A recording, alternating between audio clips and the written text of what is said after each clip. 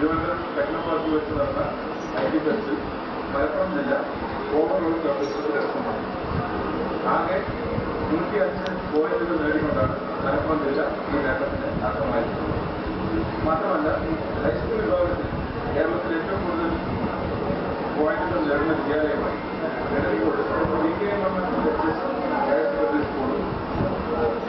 മത്സരത്തിൽ പങ്കെടുത്ത് വിജയികളായി എത്തിയവർക്ക് തിരൂർ റെയിൽവേ സ്റ്റേഷനിൽ സ്വീകരണം നൽകി.